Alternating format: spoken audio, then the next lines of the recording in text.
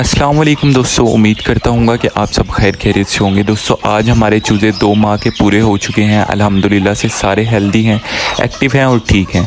दोस्तों आज की वीडियो में कुड़ुक मुर्गी और उसके चूज़ों की केयर और हिफाजत पे बनाऊंगा कि कैसे कुड़ुक मुर्गी और उसके चूज़ों की केयर करें कि मुर्गी भी ठीक रहें और चूज़े भी सेफ़ रहें और उनकी ग्रोथ भी अच्छी रहे।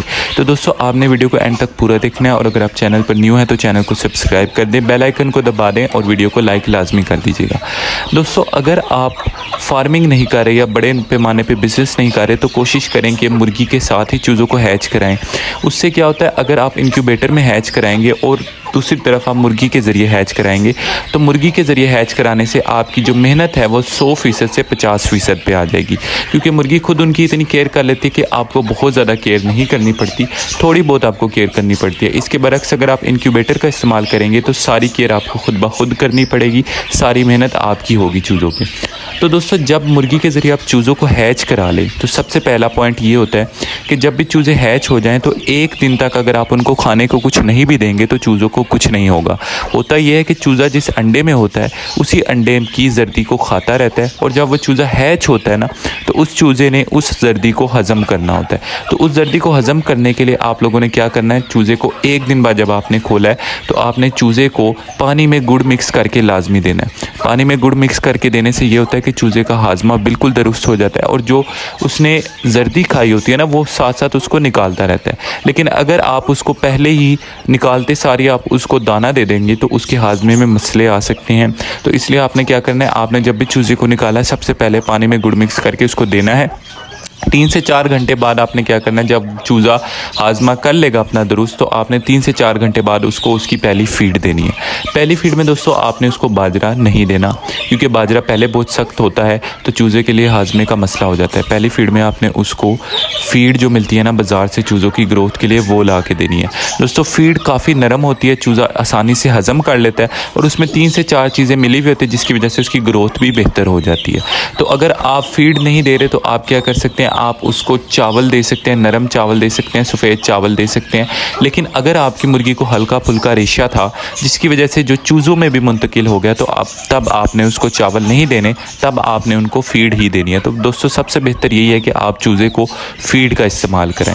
अच्छा दोस्तों फीड देने के बाद दूसरा पॉइंट ये है कि जब भी आपका चूज़ा 7 से 15 दिन का हो जाए तो आपने उसकी वैक्सीन कर देनी है। लेकिन अगर इन केस आप वैक्सीन नहीं कर सकते तो आपने चूज़े को ताज़ा पानी दिया करना और उस पानी में आपने टाइलोफर्सिन नाम का पाउडर मिक्स कर देना है, जो कि एक एंटीबैक्टीरियल और एंटीबायोटिक के तौर पे काम करता है, छोटी मोटी बीमारियों से चूज़ों को महफूज रखता है। और साथ ही साथ आप साइमोस्ट्रेस का इस्तेमाल भी कर सकते हैं। साइमोस्ट्रेस में मल्टीविटामिन वगैरह मौजूद होते हैं जो चूज़ों की ग्रोथ के लिए अच्छे होते हैं और उसके अलावा आप और भी कोई मल्टीविटामिन यूज़ कर सकते हैं बाज़ार से, जैसे सर्बिक्स वगैरह हो गया, तो वो मल्टीविटामिन आप इस्तेमाल कर सकते हैं जिससे चूज़ों की ग्रोथ काफ़ी अच्छी होती है और चूज़े छोटी मोटी बीमारियों से बचते रहते हैं और मल्टीविटामिन बहुत ज़रूरी होते हैं इनकी ग्रोथ के लिए। अच्छा दोस्तों फिर आपने क्या करना है, जब आपका चूज़ा 15 दिन से ऊपर हो जाए तो आपने लाजमी उसकी वैक्सीन कर देनी है। एंडी लेसोटा नाम की वैक्सीन कर दें जो काफ़ी अच्छी होती है। वैक्सीन में दोस्तों क्या होता है, इसमें कमज़ोर जरासीम होते हैं, जब आप किसी भी चूज़े के जिस्म में डालते हैं तो वो उसके खिलाफ एंटीबॉडीज़ बनाता है, जिससे जब वो चूज़ा किसी ताकतवर जरासीम के कांटेक्ट में आता है तो तब वो चूज़ा महफूज होता है, क्योंकि उसके अंदर पहले ही उससे लड़ने के लिए एंटीबॉडीज़ मौजूद होती हैं। लेकिन दोस्तों आपने एक चीज़ का ख्याल रखना है कि अगर आपके चूज़े को कोई नज़ला ज़ुकाम है या कोई हल्की या फुल्की बीमारी है तो तब आपने उसकी वैक्सीन नहीं करनी, क्योंकि वैक्सीन के अंदर मैंने जैसा कि आपको बताया कमज़ोर जरासीम मौजूद होते हैं और अगर चूज़ा पहले से ही बीमार है तो जब आप उसको वैक्सीन करेंगे तो वो पहले वाले जरासीम और न्यू वाले कमज़ोर जरासीम आपस में मिलकर ताकतवर जरासीम बन सकते हैं, जिसकी वजह से चूज़े का काफ़ी ज़्यादा नुकसान हो सकता है। तो ये आपने वैक्सीन तभी करनी है जब आपका चूज़ा बिल्कुल सेहतमंद हो, और बिल्कुल सेहतमंद चूज़ा रखने के लिए आपको, जैसा कि मैंने आपको बताया, टाइलोफर्सिन और साइमोस्ट्रेस का यूज़ करें, उससे आपका चूज़ा बिल्कुल सेहतमंद रहेगा। दोस्तों वैक्सीन का पॉइंट होने के बाद अगला पॉइंट ये आता है कि चूज़ों को खाने के लिए क्या चीज़ें दें और क्या चीज़ें ना दें।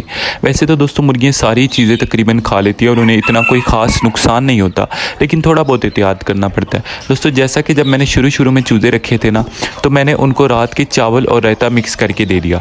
जब उन्होंने खाए तो बहुत मज़े से, लेकिन बाद में उनको इतना नुकसान हुआ कि कोई भी दवाई उनका गला ठीक नहीं कर पाई और एंड पे वो एक्सपायर हो गए।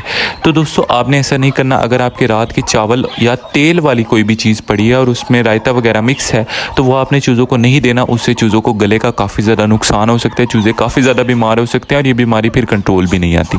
उसी तरह सीजनल जैसा कि तरबूज चल रहा है, तो तरबूज वैसे तो मुर्गियों को बहुत पसंद होता है, परिंदों को बहुत पसंद होता है, लेकिन एक हफ्ते के चूज़ों को आप तरबूज ना दें क्योंकि चूज़ों को नहीं पता होता कि हमने क्या चीज़ कितनी खानी है और वो ओवर फीड कर लेते हैं। ख़ासतौर पर ऐसे चूज़े जिनके साथ मुर्गी नहीं होती वो बहुत ज़्यादा ओवर फीड कर लेते हैं। तो आपने ऐसे चूज़ों को तरबूज नहीं देना, लेकिन जो इस एज से बड़े हैं उन चूज़ों को आपने तरबूज देना है। लेकिन आपने एहतियात करना है कि जिस टाइम आप उनको तरबूज दे रहे हैं पानी नहीं देना। वैसे तो कोई ऐसा नुकसान नहीं होता, लेकिन नुकसान सिर्फ ये हो जाता है कि तरबूज के अंदर भी पानी होता है और पानी वैसे ही पानी होता है। तो जब चूज़े बहुत ज़्यादा पानी पी लेते हैं ना तो उससे उनको काफ़ी ज़्यादा लेथार्जी हो जाती है, वो काफ़ी ज़्यादा वीक हो जाते हैं, उनके अंदर बहुत ज़्यादा पानी मौजूद होता है जिसको वो डाइजेस्ट नहीं कर पाते और चूज़े बहुत ज़्यादा बीमार पड़ जाते हैं। तो आपने ये चीज़ का लाजमी ख्याल रखना है कि आपने अपने चूज़ों को कुछ चीज़ें जो हैं ओवर फीड नहीं करानी, उससे उनको काफ़ी ज़्यादा नुकसान हो सकता है। उसके अलावा सब्ज़े में आप उनको सारी चीज़ें दे सकते हैं। हाँ, गर्म चीज़ों से थोड़ा परहेज़ करें। अगर आप उनको लहसुन खिला रहे हैं उनकी सेहत के लिए, क्योंकि ये एंटीबायोटिक होता है, बीमारियों से बचा देता है, लेकिन आपने ऐसे नहीं करना कि दिन में आप उनको 3-3 4-4 दफ़ा लहसुन खिला रहे हैं। आपने 2 दिन या 3 दिन बाद उनको लहसुन खिला दिया और फिर इसको रिपीट कर दिया। तो खुराक में आपने ये चीज़ें देखनी है कि गर्मियों में आपने ठंडी चीज़ें खिलानी है और सर्दियों में आपने गर्म चीज़ें खिलानी है। सर्दियों में आप बाजरे का इस्तेमाल ज़्यादा करें, गर्मियों में आप कनक या गंदम का इस्तेमाल बहुत ज़्यादा करें, या उस तरह आटा आप थोड़ा बहुत दे सकते हैं, लेकिन आटा आपने गीला करके नहीं देना। बाज़ दफ़ा क्या होता है, आटे को आप बहुत ज़्यादा पानी वाले फॉर्म में दे देते हैं जिससे उनका जो पोटा होता है वो बंद हो जाता है, पोटे में जाके वो चिपक जाता है और चूज़ों को बहुत ज़्यादा नुकसान हो जाता है। आटे के बजाय आप उनको रोटी दे सकते हैं, रोटी गीली करके दें तो वो शौक़ से खाएंगे भी और उनको सारी प्रोटीन भी मिलेगी। प्रोटीन से दोस्तों याद आया, उनको प्रोटीन के कीड़े लाजमी खिलाएं, वो बहुत अच्छा ज़रिया होता है उनकी ग्रोथ के लिए। जहाँ पे चूज़े की ग्रोथ 1% हो रही होती है, प्रोटीन के कीड़े खिलाने से उसकी ग्रोथ 4 गुना हो जाती है। आपने खल और चोकर मिक्स कर देनी है। अब खल और चोकर ये 2 चीज़ें मवेशियों के लिए इस्तेमाल होती है, जहाँ से उनकी खुराक मिलती है वहाँ से आपको दोनों चीज़ें मिल जाएंगी। आप किलो दोनों ले सकते हैं और उनको मिक्स करके रख सकते हैं किसी ऐसी जगह पे जहाँ पे छाँव हो और मक्खियाँ आ सके।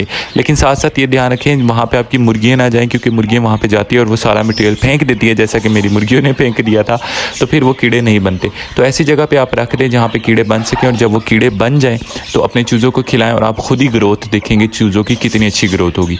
साथ ही साथ आप दोस्तों चूज़ों के पर वगैरह क्लिप कर सकते हैं, पर काट सकते हैं उनकी ग्रोथ के लिए। इससे उनका जितना भी खुराक जो थी परों पे जा रही थी वो सारी खुराक उनके जिस्म में जाएंगी और उनकी ग्रोथ काफ़ी अच्छी होगी। उसके अलावा दोस्तों थोड़ा बहुत गर्मी सर्दी का ख्याल रखना है। बाज़ दफ़ा ऐसा होता है कि गर्मी में रात को बारिश आ जाती है और सारी मुर्गियाँ खुली पड़ी होती हैं, तो वो सारी जब बारिश उनके परों पे गिरती है ना तो मुर्गियाँ बीमार हो जाती हैं। वैसे तो मुर्गे के अंदर एक ऑयल ग्लैंड मौजूद होता है जो उनके परों पे ऑयल प्रोड्यूस करता है, ऑयल बनाता है, जिससे थोड़ा बहुत पानी गिरता है तो वो तो उनके ऊपर नहीं ठहरता। लेकिन जो चूज़े होते हैं उनके पर अभी नहीं आए होते, तो उनके ऊपर अगर पानी गिरता है तो वो वहीं पर ठहर जाता है और उनके जिस्म को ठंड पहुँचा सकता है, जिसकी वजह से वो बीमार हो सकते हैं। क्योंकि चूज़ों को 1 से 3 हफ्ते तक एक मखसूस टेम्परेचर चाहिए होता है। अगर वो टेम्परेचर उनको नहीं मिलता तो गर्मियों में भी वो उनको ठंड लग सकती है और वो बीमार हो सकते हैं। जैसे ही अगर ठंडा मौसम आएगा या बारिश उन पर गिरेगी तो चूज़े लाजमी बीमार हो जाते हैं। तो इस चीज़ का भी आपने ध्यान रखना है। उसके बाद दोस्तों आप उनके नीचे रेत मिट्टी का इस्तेमाल कर सकते हैं, जिससे चूज़े उसमें खेलते कूदते हैं तो उनकी ग्रोथ अच्छी होती है, वो महफूज रहते हैं। और दोस्तों साथ ही ये कोशिश किया करें कि कोई भी नया परिंदा चूज़ों से या मुर्गियों के कॉन्टैक्ट में ना लाएँ। जैसा कि जब आप किसी भी नए परिंदे को मुर्गियों के कांटेक्ट में लाते हैं या फिर अपने परिंदे को किसी नई जगह पे ले जाते हैं वैसे शौक के तौर पे, तो वहाँ के जो जरासीम होते हैं आपके एक परिंदे में आके सारे परिंदों को बीमार कर सकते हैं। जैसा कि मेरे एक परिंदे के अंदर अभी हाल ही में बच्चा ले गया था और जरासीम आया और जिसकी वजह से मेरे सारे परिंदे जो थे वो बीमार हो गए थे। फिर मैंने उनका इलाज किया, अल्हम्दुलिल्लाह से वो बच गए। लेकिन बाज़ दफ़ा इतना ज़्यादा मामला ख़राब हो जाता है कि इलाज से भी वो नहीं बच सकते। तो अपने चूज़ों को नए परिंदों के कॉन्टैक्ट से लाजमी बचाएँ। जैसा कि आप नए चूज़े ले आएँ तो अगर आप ले भी आते हैं नए चूज़े तो पहले उसको आप डिटोल से उसकी चोंच और टांगों को साफ़ करें, फिर जाके अपने चूज़ों के साथ रखें। और साथ ही साथ उसको लाजमी टाइलोफर्सिन या एंटीबायोटिक बीमारी देते रहें, क्योंकि बाहर बहुत ज़्यादा बीमारी होती है मार्केट से, और वो बीमारियाँ जब घर में आती हैं तो चूज़े उन बीमारियों से महफूज नहीं रह पाते और वो बीमार हो जाते हैं। तो तो ये छोटे छोटे कुछ पॉइंट थे। उम्मीद करता हूँ कि जब आप इन पे अमल करेंगे तो इंशाल्लाह आपका रिज़ल्ट भी बहुत अच्छा होगा। अगर आपको वीडियो अच्छी लगी है तो वीडियो को लाइक कर दें और चैनल को सब्सक्राइब कर दें और बेल आइकन को दबा दें और बने रहिए मेरे साथ। और मुझे कमेंट में बताएं कि नेक्स्ट मुझे क्या वीडियो बनानी चाहिए। इंशाल्लाह इन्फॉर्मेटिव कोई वीडियो बनाऊँगा। अपना बहुत ख्याल रखिएगा, अपने परिंदों का भी बहुत ख्याल रखिएगा, दुआ में याद रखिएगा। अल्लाह हाफिज़।